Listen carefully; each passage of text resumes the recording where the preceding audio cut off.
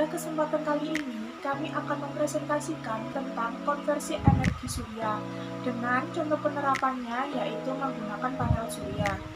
Untuk urutan presentasi kami kali ini dimulai dari Nur Arifah Anggraini, dilanjutkan oleh Rizal Zidan, lalu Ilma Nur Cahyani, dan yang terakhir adalah Azrofil. Nah, sebelumnya kami akan memperkenalkan diri kami. Saya Nur Arifah Anggraini dari kelas 11 IPA 4 nomor absen 28. Perkenalkan, nama saya Rizal Zidan Sajaya, absen 32. Saya Ilma Nur Cahyani, nomor absen 18. Saya Azra Besaidah, kelas 11 IPA 4, nomor absen 1. Nah, pertama-tama saya akan menjelaskan tentang konversi energi surya dan juga panel surya. Kalian tahu nggak sih apa itu konversi energi surya dan juga panel surya?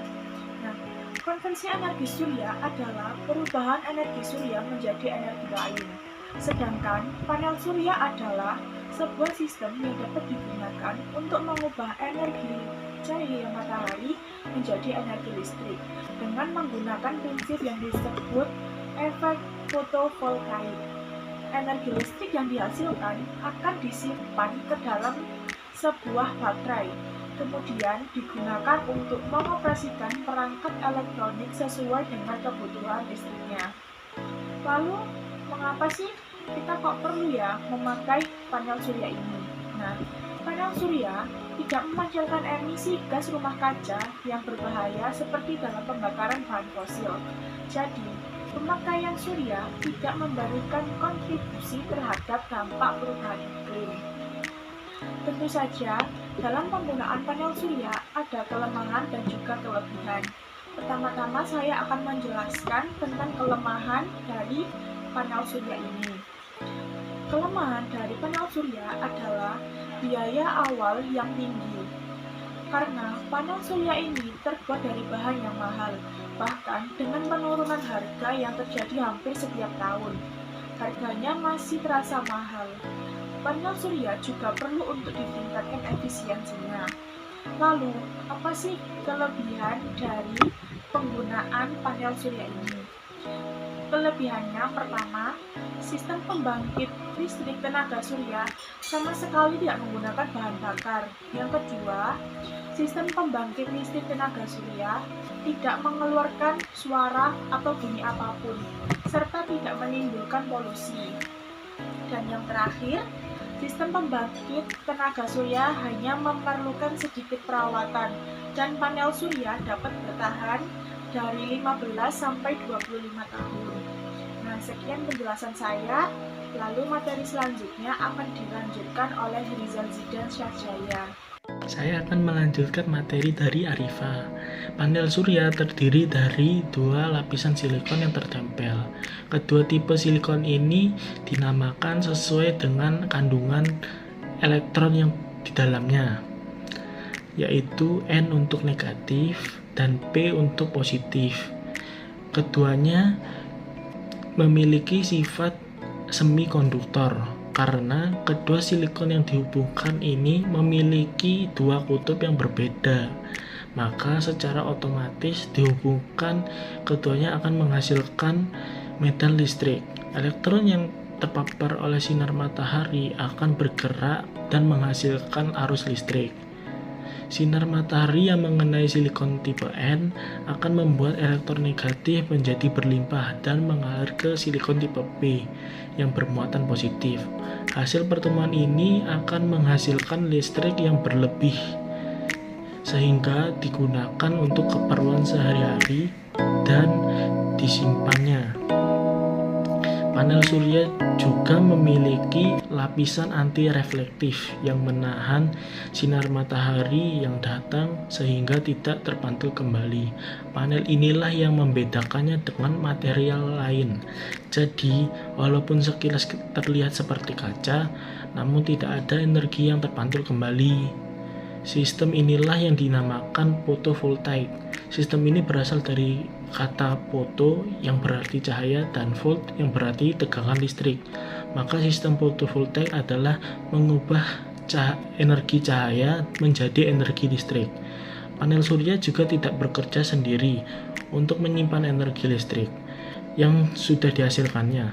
Ketika pemasangan panel akan dipasang juga baterai khusus yang berguna untuk menyimpan energi yang sudah dihasilkan oleh panel tersebut. Ketika siang hari, maka energi listrik yang dihasilkan oleh panel surya bisa langsung digunakan untuk kebutuhan sehari-hari. Kemudian sisanya akan tersimpan otomatis oleh baterai tersebut. Materi selanjutnya akan disampaikan oleh Ilma. Baik, di sini saya akan melanjutkan presentasi dari teman saya. PLTS dapat bekerja dengan bantuan beberapa alat. PLTS secara umum terdiri dari beberapa komponen. Yang pertama adalah set panel surya. Set panel surya ini berfungsi untuk mengubah sinar matahari menjadi energi listrik. Dan yang kedua adalah charge controller.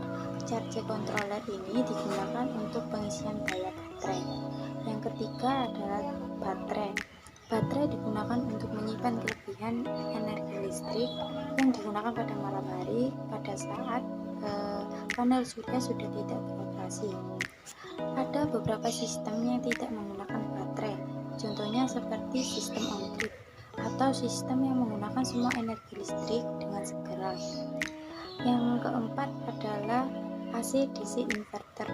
AC/DC inverter ini berfungsi untuk mengubah arus DC panel surya atau baterai menjadi arus bolak-balik atau AC yang digunakan di sebagian besar peralatan rumah tangga.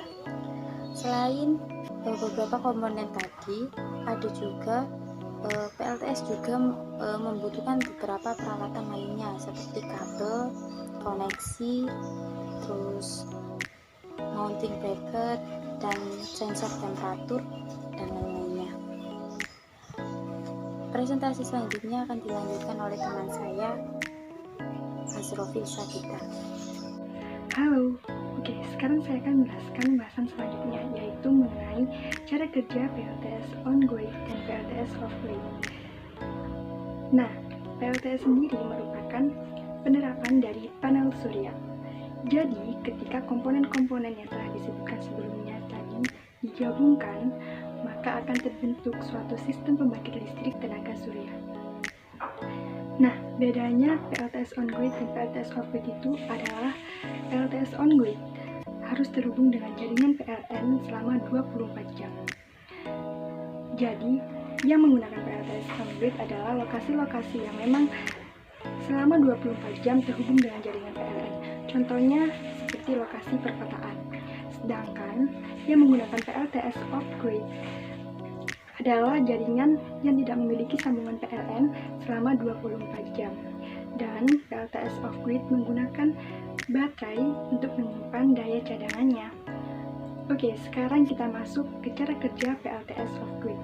Cara kerja PLTS off-grid ini dimulai dari panel surya menangkap sinar matahari, lalu mengubah energi matahari menjadi arus listrik DC atau arus listrik searah. DC ini singkatan dari direct current. Lalu, setelah diubah menjadi arus listrik DC, lalu arus DC-nya tadi dikirim ke regulator yang mengatur pengisian ke bank baterai. Dan di bank baterai ini arus listrik DC disimpan. Nah, arus listrik DC yang disimpan di bank baterai digunakan ketika cahaya matahari tidak ada, yaitu ketika malam hari atau ketika cuaca lagi mendung. Jadi, walaupun tidak ada cahaya matahari atau cahaya mataharinya tidak mendukung, peralatan listrik tetap dapat bekerja dengan baik sepanjang hari. Gitu.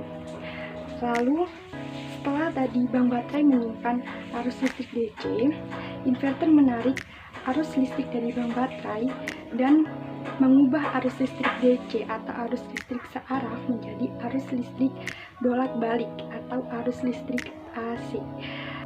Lalu, setelah diubah menjadi arus listrik AC, maka arus listrik tadi dikirim ke panel distribusi untuk pemakaian di rumah. Nah, gimana sih gambaran cara kerja PLTS off-grid itu? Kalian bisa lihat gambar berikut ini. Oke, selanjutnya cara kerja PLTS on grid. Cara kerja PLTS on grid ini dimulai dari panel surya menangkap sinar matahari, lalu mengubah energi matahari menjadi arus listrik DC atau arus listrik searah. Nah, rata-rata penyiaran di Indonesia ini adalah sekitar 3-5 jam per harinya. Dan arus listrik DC tadi dikirim ke inverter. Di inverter, arus listrik DC atau arus listrik searah diubah menjadi arus listrik AC atau arus listrik bolak-balik. Selanjutnya, arus listrik tadi yang udah diubah dikirim ke panel distribusi untuk pemakaian di rumah. Lalu, apabila daya yang dihasilkan lebih banyak daripada kebutuhan di rumah, maka kelebihan dayanya akan dikirim ke PLN. Biasanya, kelebihan dayanya ini dijual ke PLN atau bisa juga disimpan dan digunakan ketika cuaca lagi mendung atau ketika malam hari. Jadi, pengguna PLTS on grid ini ketika cuacanya tidak mendukung atau ketika sinar mataharinya tidak ada, maka penggunanya akan bergantung pada PLN. Dengan begitu, tagihan listrik di rumah dapat berkurang sampai 50%. Nah, for your information, sebenarnya arus listrik DC atau arus listrik searah tanpa diubah dulu menjadi arus listrik AC sudah dapat digunakan untuk peralatan di rumah yang membutuhkan tegangan yang tidak terlalu besar. Contohnya lampu LED, radio, dan TV kecil.